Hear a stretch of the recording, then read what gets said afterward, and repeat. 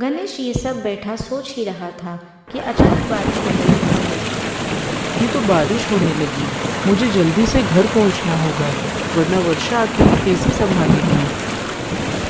हे ऊपर वाली, क्या आपको हमारा दुख कम लग रहा था, जो ये बिन मौसम बारिश बरसा रही है। धीरे धीरे बारिश बढ़ने लगती है। गणेश एक पेड़ के नीचे रुक जाता है और बारिश के रुकने का इंतजार करता है। एक तो इतनी तेज ठंडी और ऊपर से ये बारिश, मेरे तो हाथ पैर ठंडे पड़ रहे हैं।